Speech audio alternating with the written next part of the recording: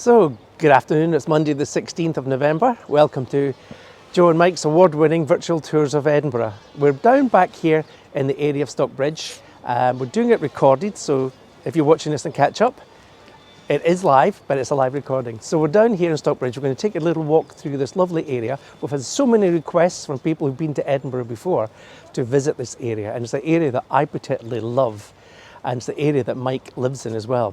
So let's start a little walk around here. We're going to cross over the Water of Leith. The Water of Leith we've done before in a few of our other broadcasts. There's a lovely river that flows through the heart of Edinburgh, through the north of Edinburgh.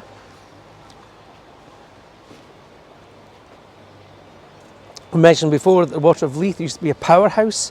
They used to have mills all the way down. It's a very short river in relative terms, but there were about 30 mills all the way down this river. And they went from flour mills to woolen mills to various other mills here. There's lots of little industries here.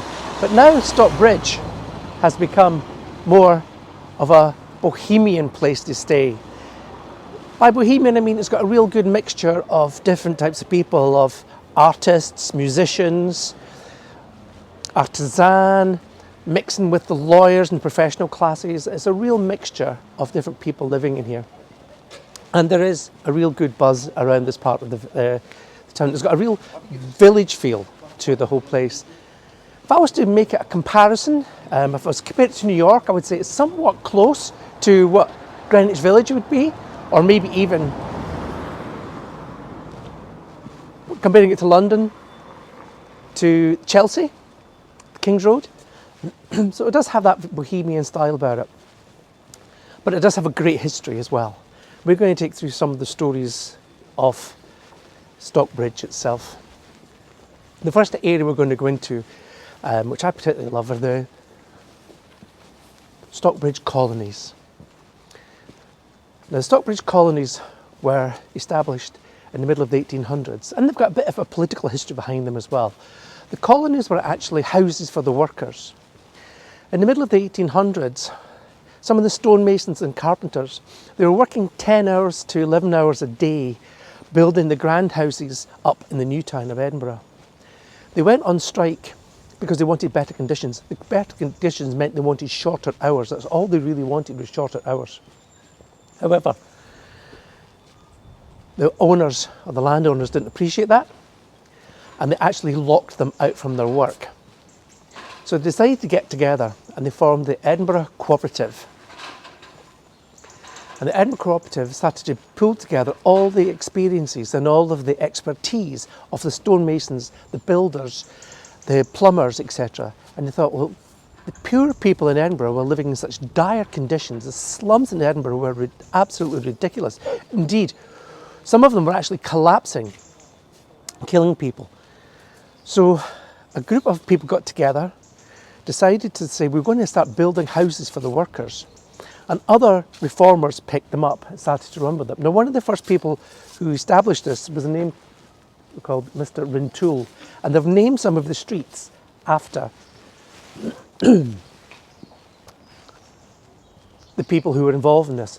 Now, we've already discussed Hugh Miller. Hugh Miller was known as a geologist throughout Scotland, but he was also an evangelical preacher. And we covered him before in our little hidden secrets of Edinburgh, or hidden corners. Hugh Miller was also an advocate for workers' rights and better conditions. And so they've actually named a street after Hugh Miller as well. So here we've got Hugh Miller Place. Now, what was unique about these little colonies, and I'll explain why they're called colonies in a minute, but what was unique was it gave families for the first time an open and front door. So they weren't sharing the closes in these hovels up in the new town, in these high tenements. They were actually having front doors and back doors.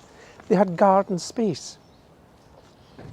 They had space inside. They had cupboards for the first time, which everything we take for granted. They also had inside water closets. Now, in the middle of the 1800s, this is what people longed for. And so it was actually established up so the poor people could actually afford. They formed a money cooperative, and so you were given a loan, and from that loan you started to pay back your mortgage. So it actually provided accommodation for the poorest in society, which was revolutionary at its time. And they were called the colonies because the land that was bought then was really cheap, and it was generally outside Edinburgh. But as Edinburgh expanded, it started to encroach on these spaces and moved in to the areas where the colonies were. So there are places like this dotted all around Edinburgh. Now, the fact that they're built in the 1860s and they're still today sought after accommodation tells you how worthwhile it was to build these for the people. Again, they still have a great community feel about here. You still have an eclectic mixture of different classes of people. I hate using that word class, but if you know what I mean, some of them are professionals, some are musicians, some are artisans, but they all live together and maintain this area as a wonderful little area. Clean air, right by the river, great wildlife, great place for the kids to grow up, absolutely fantastic. Now again, in the middle of the 1800s where these were being built, there was an act passed by the British government, and the act was to build new public baths for the poor. Now one of the public baths that was built was actually just across from the colonies here. We're going to take a walk across here. And this is a great example of, I like to call, Victorian architecture. These are the Glenoglobal Baths. The people who lived in the colonies were lucky. They were having running water for the first time. A lot of people in Edinburgh did not have running water. And the places they were living in were completely unsanitary. So these baths were built to house or to accommodate and wash the very, very poor. But also they built swimming pools because bathing became quite popular as a sport. Well, swimming became popular as a sport. But they also had individual baths where people could go into and actually have, for the first time, a hot bath. And as we go up, we see a little bit of the architecture. I just love the architecture here. It's really nice. And again, we're getting this mixture of the old and the new. So we're getting the mid-Victorian here in the 1860s with the late Victorian in the 1890s. Glenogle was being built and used. Now what we're going to do is we're going to move from here, from the colonies, up a little bit further into one of the squares. Again, it's a little hidden square that I really, really love to visit or take people into for a quiet walk. Now these are the sort of walks you would do in Edinburgh, not with big groups, and Mike and I would never take a big group into these areas. These are residential areas, and you've really, really got to appreciate that people live here, and although it's a gorgeous place to walk around, just to respect the locals is something that Mike and I do. And so we like to look at sustainable tourism and maintain it for small groups, maybe even walking with one family up to a maximum of 4 people.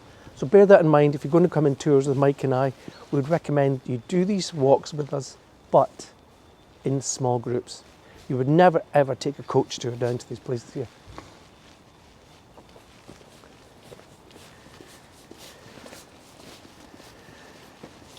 Now I don't know if you're able to pick up here, but again you see we're in November and the autumn colours are in their full spectacular colours at the moment. This is a little linking path we're going to go up to link us from the, what we call the working class areas, up to the middle class area.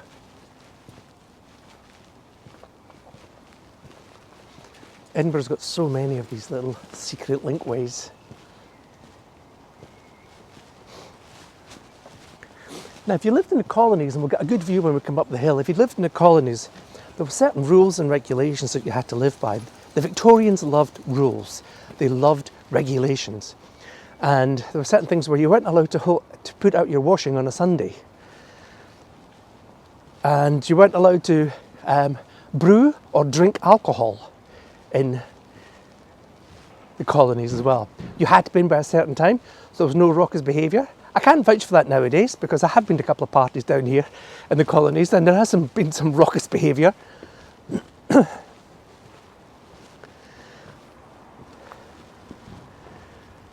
But it's a lovely idea. You have family dwellings, you have the apartments on the ground floor with your own front and back door, and then upstairs you have a double upper, upstairs and downstairs. Again, with access to your own front and back door. This was quite revolutionary for the poor people in Edinburgh.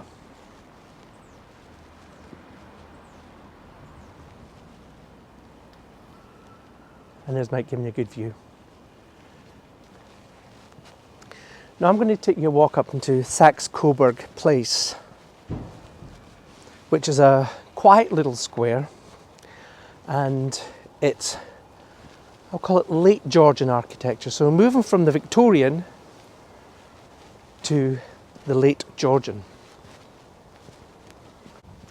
Now this is a tucked away hidden little square here down in Stockbridge area of Edinburgh. And it's called Sax Koberg Place.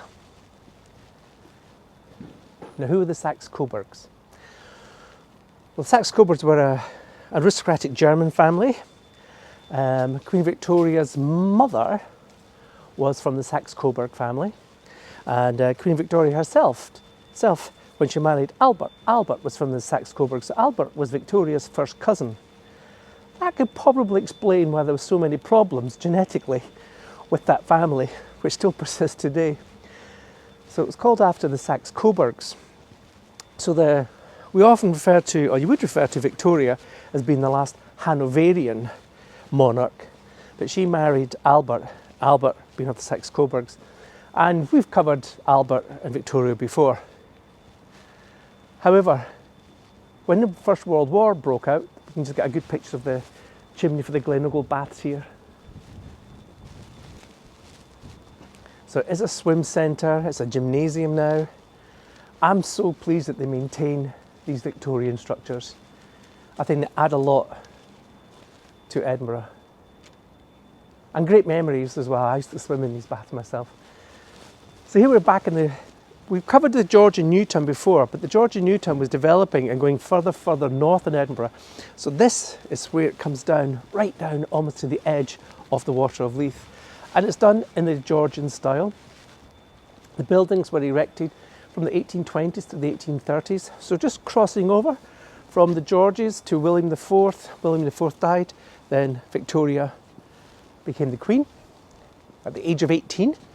I think her uncle William died about 1 month after she became 18. It's a lovely square, very, very peaceful. And if you have residency here in the square, you're given a key into the park itself. Edinburgh's full of these little private parks which are for the local people to use.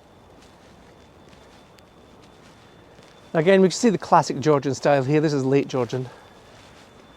Again, if you would have your servants would be in the downstairs area. Your deliveries would take place at the back of the house.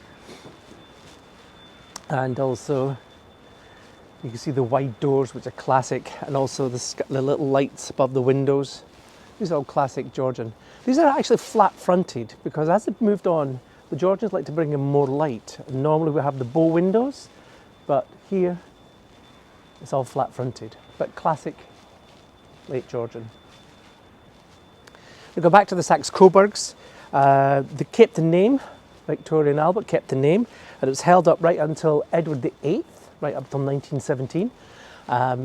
During the First World War, it wasn't deemed appropriate for the royal family of the United Kingdom to have a German name, considering that we were at war with Germany and we all know the destruction that was taking place. So the Sax Kobergs decided to change their name to the House of Windsor. So we go from the Sax Kobergs to the Windsor. And right next to this genteel Georgian, lovely little buildings, we have Victorian tenements right next door to them. So again, this is what gives Stockbridge its real mixture of peoples. And everybody blends in really well. It's a really lovely place to come down. There's lovely restaurants and cafes in the area itself. Now there are a couple of famous residents that I'll introduce you to. One of the residents that people always, when I refer to, they don't think she's a real person, but she is Mrs. Doubtfire. Now Mrs. Doubtfire was a real person. Now, bless Robin Williams, I mean, the character that he played had nothing in common with the real Mrs. Doubtfire who lived here in Stockbridge. Mrs. Doubtfire, the real Mrs. Doubtfire here, owned a rag and bone shop. Now, a rag and bone shop We would refer to that as a charity store, a second-hand store. Mrs. Doubtfire would buy clothes from the wealthy, the well-heeled people of Edinburgh, refurbish them, and then sell them to the poorer people. She was well known for sitting outside her shop and smoking her clay pipe. She was a well-known character in Edinburgh. And if she didn't like the look of you, or didn't like the look of your jib as you were walking along, she would actually give you some verbal abuse. She was well known for her comments on the people of Edinburgh as they walked past, because she could not stand snobbery of any sort. And believe me, there are a lot of snobs in Edinburgh, because she was so used to them, because she would take all their fur coats and refurbish them. Now, we've got friends who are not from Edinburgh, who often refer to Edinburgh as the city of fur coat with no knickers. It's all showy on top, but nothing underneath. And I always think, I would attribute that to Mrs. Doubtfire, because she's the one that I always think would come out. She was the one that would suit that. When she was shouting at people who were snobby, wouldn't speak to her, she would shout to her, you're all fur coat and no knickers. Now you've got this lovely little church here that Mike's given you a little view here of. This is the Parish Church, part of the Church of Scotland. Again, it dates back to the 1800s. Now most of the churches at the moment are open on Sundays just for small services. There are limited numbers to go into the churches as well. But this is kind of, and if you look at this, again, it takes in that neoclassical style here. You can see the fake capitals going up here. These are the Ionic pillars going up here. So it's taken in some of the features you would see in the neoclassical style that Edinburgh is famous for. And I'm going to take you to another neoclassical building in a second. So another famous madam, so we had Madam Doubtfire, very well known in Edinburgh, but Stockbridge also had another reputation. Again, it's all this, go back to that fur coat and no knickers, everything was all show-offy, like Edinburgh was always hid its best kept secrets. There's another street in Stockbridge called Danube Street. Now, Danube Street was known around the world, particularly by sailors, shall we say. It had a whole row of brothels. And one of the famous madams there was Nora Bice. I'll check the name, I think it's Bice, Nora Bice. Noyce. Dora Noyce. Got it the other way around. Nora Boyce, Dora Noyce. So Dora Noyce. And she was the classic example of the fur coat and no knickers brigade. She was all right. She was Presbyterian to a T. She would have a hat. She'd have a twin set in pearls. She looked like your granny was going off to church on a Sunday. I have that expression, butter wouldn't melt in her mouth. However, she was a madam of a famous brothel. She was taken to court. Now the brothels were raided quite often, and it really was down to the individual judges or the cops at the time who, and we're talking in the 50s and the 60s, so we're talking, not too far in the history here. But Dora was getting a little bit bothered, a little bit tired of being raided all the time, so this time she went to court, and she went to court with a list of her customers. And the list of her customers, as she was about to read them all out, were members of the legal fraternity. They were members of the religious fraternity. And she would often say that her most popular time was during the Edinburgh Festival. Well, Edinburgh does have a lot of tourists who are coming in, a lot of artistes who are coming in, and so one would expect that her busiest time could be during the Edinburgh Festival. But she did say that her second busiest time was during the General Assembly of the Church of Scotland. Now that sent shockwaves around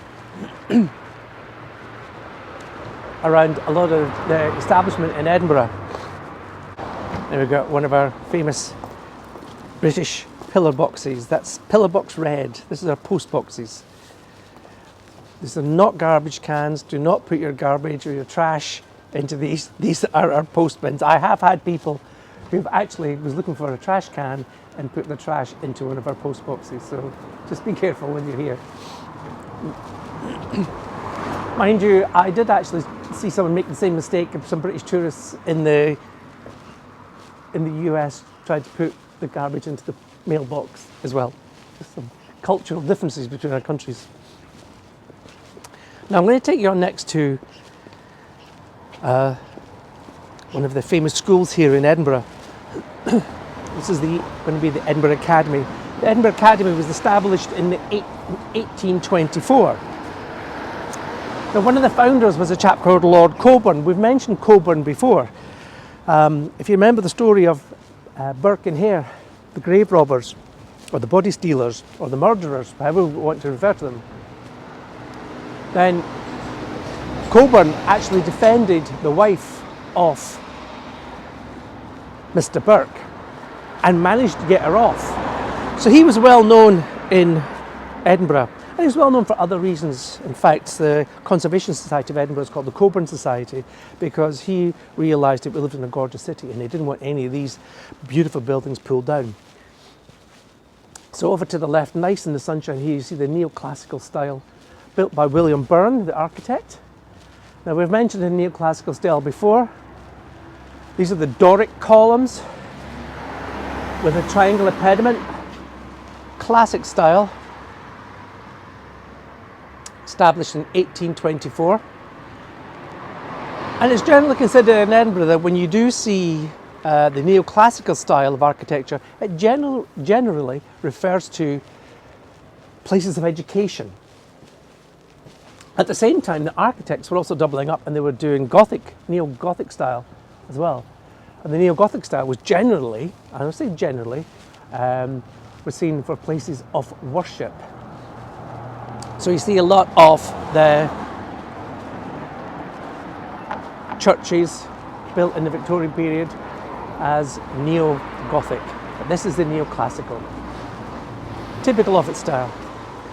Now, some of the famous people who went to this school here, well, of course, Robert Louis Stevenson attended this school. And we've mentioned some of the famous scientists here before. We've mentioned James Clerk Maxwell. James Clerk Maxwell also attended this school. In fact, their science department here in the school is named after James Clerk Maxwell. It's the James Clerk Maxwell building. They've also got a former pupil here who was a Nobel Prize winner. And his name escapes me, but I will look that up for you. This is the Edinburgh Academy. It was set up because Coburn decided that there was a need for more of education in terms of in the classics, Greek and Latin. And so above the portico there, you'll see they've got their sign for the school in both Greek and Latin. It's of the private sector, or it's known as independent. In Scotland, we don't say private and public. We refer to them as independent schools, but it is a private school. But there are people who are in scholarship who actually attend there as well. So we'll mention a few link-ups there. So we've got Hugh Miller we mentioned before. We saw something that Hugh Miller was involved in terms of the colonies. We mentioned Robert Louis Stevenson many times before. This is where he studied as a school before he went to Edinburgh University. We've mentioned James Clerk Maxwell, who gave us the birth of electromagnetism and gave us a whole thing that set the path for everything that we do with computers, telephones, etc. Everything we got through is because of the work of James Clerk Maxwell, who himself was influenced by a great woman from Edinburgh called Mary Somerville as well. So we're just trying to make all the links up, but when you come to Edinburgh, if you're looking for a good restaurant and a good pub, and you're looking for some lively place to go, I would highly recommend that you check out Stockbridge area.